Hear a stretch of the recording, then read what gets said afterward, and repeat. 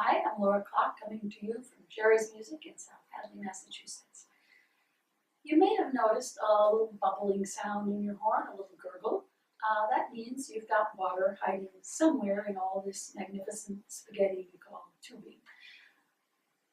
There are lots of places it could be hiding, but it's no surprise it's in there. If you think about if you take your hand and put a mirror there and blow on the mirror, you're going to have some condensation.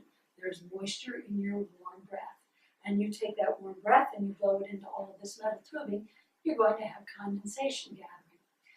We're also making the sound of a raspberry sort of into the horn all the time. So combine that with the condensation and water will collect.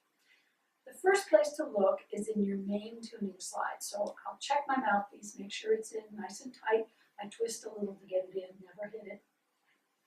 Follow from your mouthpiece around to the first piece of removable tubing. On different horns, it could be back here, it could even be up on the front, but follow the mouthpiece. Wherever it comes out first, take that piece of tubing out and empty the water. You may have noticed this lovely white paper towel that's been here through all the videos. That's to collect the water and protect this lovely floor or your parents' rug. There may be some other tubing pointing in that same direction, so while I have the horn over, I'm going to empty those as well and put them back. I've got all kinds of valve slides here, and I'm going to empty each one of them, holding down whatever valve I'm pulling out. So if I'm pulling out the first valve slide, I'm going to hold down the first valve. If I have a double horn and I'm pulling out the underneath valve slide, I'm going to hold the thumb end first and pull out that slide and empty any water that may be hiding there. I want to keep the horn up like this when I empty, because if the horn is down here or on my lap, it may not be falling down into the slides. I'll do each set, and when I get to the third valve, there's a little trick. I hold down the third valve, pulling out the upper third valve slide. If I turn the slide straight over, that water may catch right there. So I have to kind of be aware, okay, I'm going to turn and make sure that I get all the water out of that crook.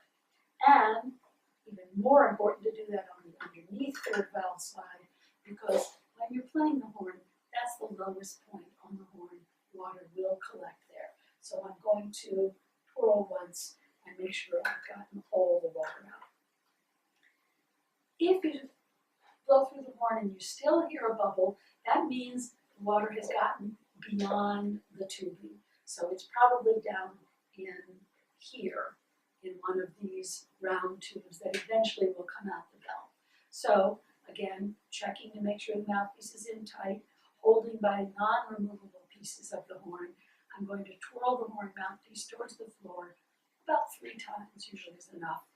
And if there is any water hiding, it will come out the bell. So as you do this, watch where the bell points, or you'll end up with a little splash across your lap.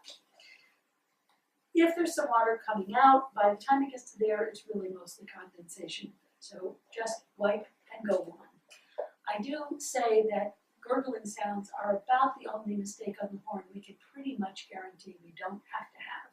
If you keep the water emptied out of your main slide before it gets further and you keep your valve slides emptied, it's not likely that you'll end up gurgling in the middle of a lovely passage.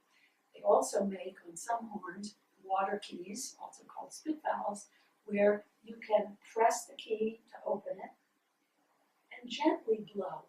If you blow too hard, you push the water right past that water key. So you just want to exhale into the horn.